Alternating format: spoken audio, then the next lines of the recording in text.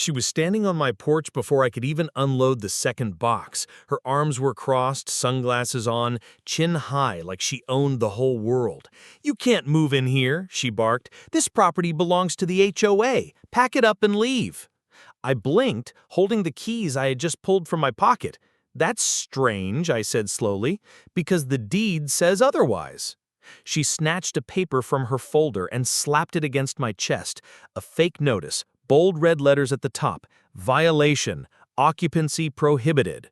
My stomach tightened, not because I believed her, but because I knew exactly what she was doing. She wanted me gone, and she wanted it fast. When I didn't budge, she pulled out her phone and dialed. "Dispatch, I need officers here right now. We have a trespasser," she said loudly, making sure the neighbors across the road heard every word. Within minutes, 2 police cruisers rolled up, lights flashing. She pointed straight at me like she'd caught a criminal. "Arrest him! He's not allowed here!" The cops looked at me, then at her, then back at me.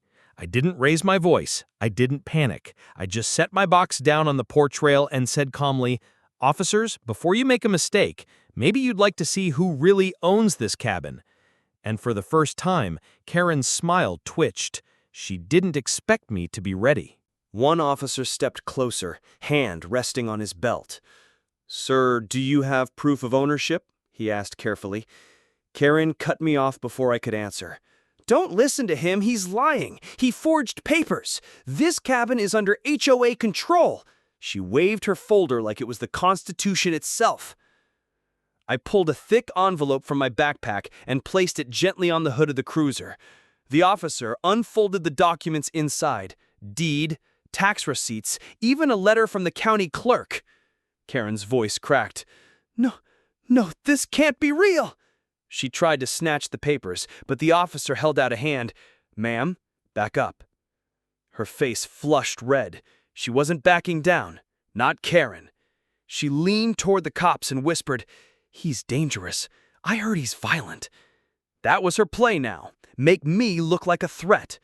The second officer eyed me up and down, clearly torn. I kept my voice steady. "Officer, if I were dangerous, do you think I'd be standing here with moving boxes?" My words hung in the air, calm but sharp.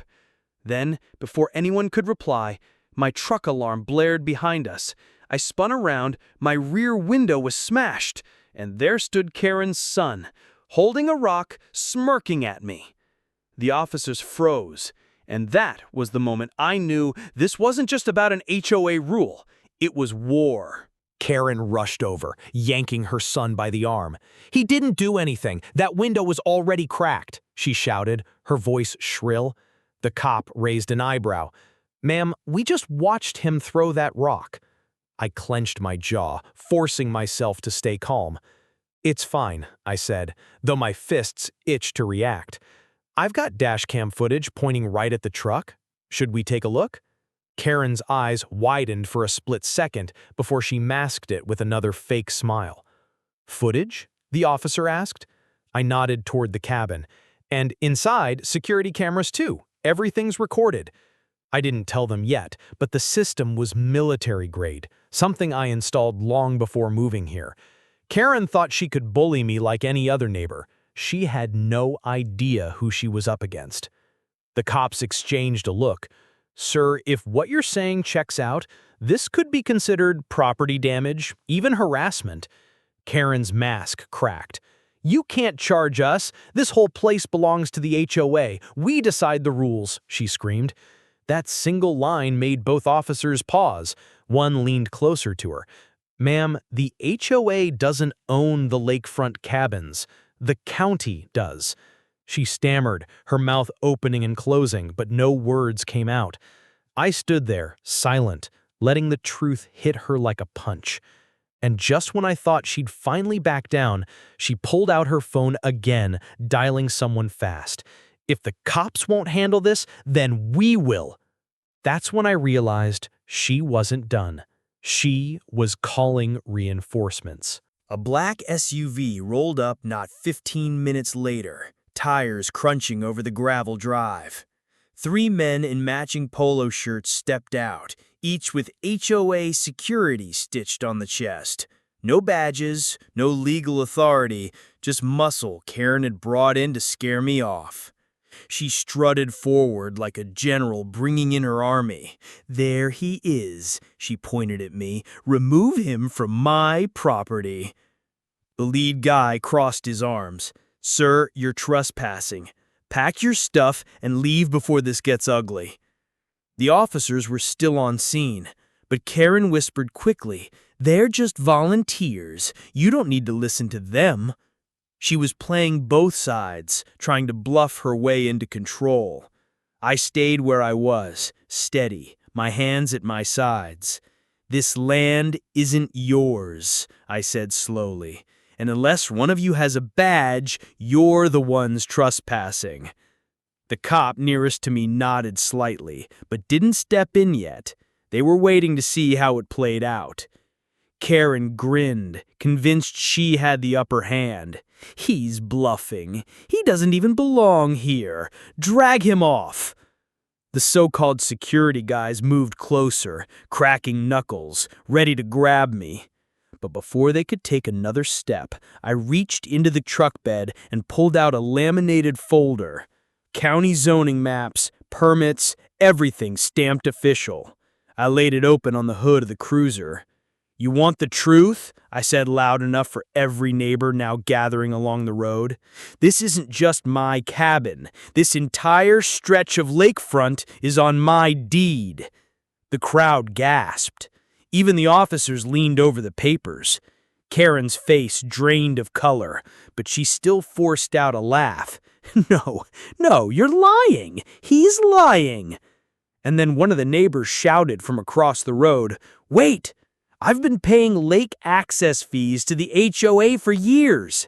If he owns it, where did all that money go?" Karen's smirk vanished. Now all eyes were on her. The murmurs from the neighbors grew louder, rippling through the crowd like a storm. People stepped closer, whispering to one another, pointing at Karen. The officers flipped through my paperwork, their brows furrowing as they matched the stamps and signatures. One of them finally said, This looks legitimate." Karen's face turned scarlet. "No, it's fake. All of it's fake. He's just trying to trick you." But her voice cracked, and the neighbors weren't buying it anymore. A man from down the road shouted, "Karen, I paid you almost $2,000 last summer just to dock my boat. If he owns the lakefront, then where's my money?" Another neighbor chimed in, "She charged me for fishing rights." "Fishing rights? Who even does that?" The crowd buzzed with anger now, no longer aimed at me. Karen's security guys shifted nervously, clearly realizing this wasn't the fight they signed up for. One of them leaned toward her and muttered, "We didn't sign up for this heat." Then they slowly backed away toward their SUV. The officers turned to Karen. "Ma'am, we're going to need to take a statement about these fees and notices you've been issuing." Her jaw dropped. "What? No, you should be arresting him. He's the intruder." I stepped closer, my voice calm but cutting. "Karen, you called the cops on me for living in my own home.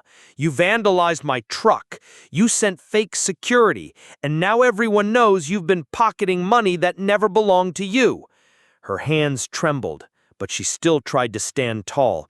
"You think you've won?" she spat. "The HOA will never let this go. We'll shut you down one way or another." But before she could say more, the officer's radio crackled. Dispatch confirmed what I already knew. The deed and lakefront rights were registered under my name. The officer looked Karen dead in the eye. "Ma'am, looks like you've been running a scam." And in that moment, the entire neighborhood turned against her. Karen's mask shattered as the crowd closed in with angry questions. "Where's our money, Karen? Did you really scam us all this time?" The neighbors weren't whispering anymore, they were shouting. Some even pulled out their phones, recording everything. Karen backed up, stammering, "No, it was all for maintenance for the community." But no one was buying it. One woman yelled, "Maintenance? My dock collapsed last year and you told me to pay extra just to get on the list." The officers stepped between Karen and the neighbors before it turned into a mob. "Everyone calm down. We'll investigate this properly," one said firmly. But it was too late. The truth was out. I stayed quiet, letting the evidence and the voices of the people do the work for me. Finally, one officer turned back to me and said, "Sir, you're clear to continue moving in. This is your legal property." I nodded, picking up my box again. But Karen wasn't done. Her eyes burned into me. Her voice dropped low, almost a hiss. "You don't understand what you've started. If you think you can just walk in here and take control, you're wrong. We have connections, powerful ones." The crowd gasped at her arrogance. Even the officers looked at each other, unimpressed. I leaned in just enough so only she could hear. "Karen, I didn't fight for this land just to let someone like you steal it. You picked the wrong neighbor." Her face twisted with rage, and before she could snap back, her phone buzzed. She glanced at the screen, and for the first time, fear flashed across her eyes. Whoever was calling her wasn't a friend. And that's when I knew Karen wasn't just gonna face the law. She was about to face someone she never expected. Karen stepped away from the crowd, clutching her phone so tight her knuckles turned white. She hissed into it, pacing by the edge of the gravel drive. The neighbors leaned closer, trying to catch a word. I couldn't hear everything, but I caught fragments. Investigators. Bored. Shut down. Her voice shook now, the confidence gone. The officers glanced at me. One whispered, "She's in deeper than we thought." Karen ended the call and turned back toward us, her lips pressed into a thin line. "This isn't over," she muttered. But before she could spin another lie, a sleek black sedan rolled up. Out stepped a man in a tailored suit, briefcase in hand. He didn't even look at me, he went straight for Karen. "Mrs. Walker," he said coldly, "we need to talk." Her face drained of color. Now? Can't you see?" "Yes, now," he cut her off. "The county auditor has questions about HOA funds, and I've been sent to collect your records." The crowd erupted again. Neighbors shouting, "We want our money back! You lied to us!" Phones filmed every second. Karen shook her head, panic setting in. No, this is a mistake." But the man in the suit didn't flinch. "Ma'am, if you don't cooperate, the sheriff's office will be next, and they already have complaints in writing." Karen looked around, realizing she was cornered on all sides, by the law, the neighbors, even her own so-called allies. I set down my box, folded my arms, and said just loud enough for everyone to hear, "Looks like the HOA just lost their queen." The crowd roared with approval, neighbors cheering, some even clapping. Karen tried to scream over them, "This is illegal! You'll regret this!" But her voice was swallowed by the sound of her own empire collapsing. And in that moment, for the first time since I arrived, the lakefront felt like it actually belonged to the people who lived here, not the tyrant who tried to control it. Karen's shouts grew thinner as the suit handed her a formal letter stamped with the county seal. She tried to tear it up, but the officer nearest her caught her wrist. "Careful, ma'am, that's official evidence now." The neighbors pressed closer, anger turning into something sharper, relief. One man with a fishing cap raised his phone high. "I'm sending this to the whole town.